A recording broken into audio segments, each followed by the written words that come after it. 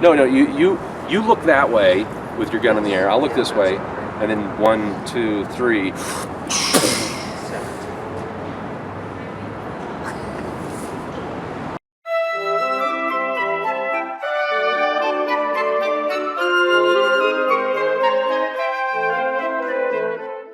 Hey, gang.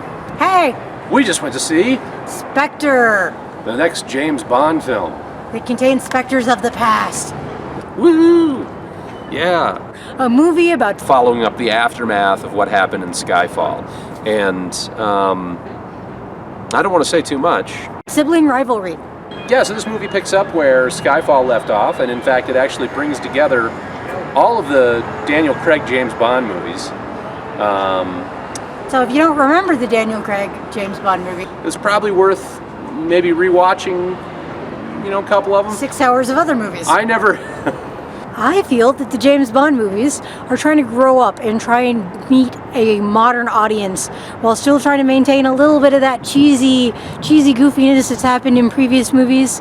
But somehow it's gotten stuck in an odd, awkward puberty phase. So there's an uncomfortable balance in this film, in that it's got very sophisticated filmmaking going on, but the story's kind of typically silly Bond movie stuff. Everything that you shoot at blows up, including buildings.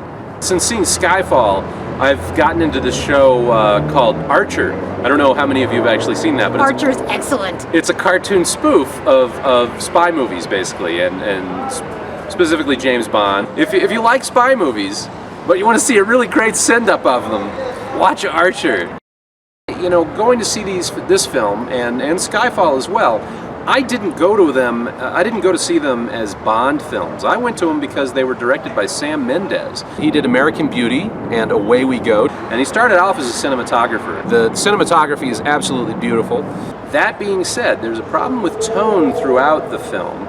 He's very good at creating a mood, kind of a suspenseful mood. So he just films everything to be slow and suspenseful. All the way through.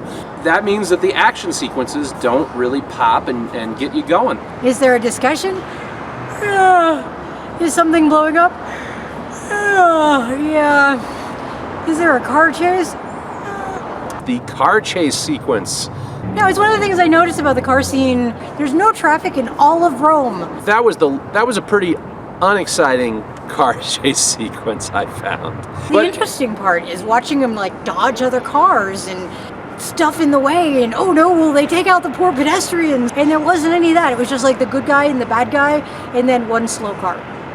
And rather than turning out of the way to avoid the slow car, he could have turned left there, or there, or there. Wait a minute, he turned several times. You can't turn left that way. He turned several times. It just pushed him faster to prove how good the Jaguar DB10 is. My favorite part of the film was probably the opening sequence. It takes place in Mexico City during the Day of the Dead, and has a cool little helicopter sequence. Was one scene where they kind of turned everything on its head that I really appreciated. And if I go into more depth about that, Dave will yell at me for adding spoilers. but there was a strong woman moment that was very cool, followed by a sex scene. These sex scenes are not the focus of the latest incarnation of James Bond. The romance felt weak.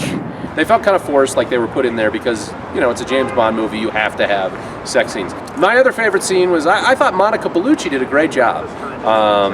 There's been a lot of talk about her being the oldest Bond girl, or Bond woman, ever in the series, and she does a wonderful job. Honestly, I didn't like it.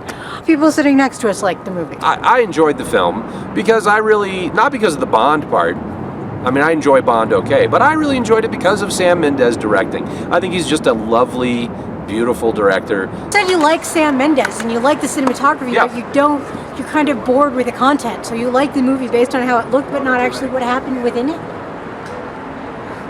Yes. Okay. Do you have a favorite James Bond movie? The one where they go to the moon with Jaws. Jaws was a great villain. They included a semi-Jaws-like villain, Thumbs of Steel. But he didn't have enough background or color to be interesting like Jaws.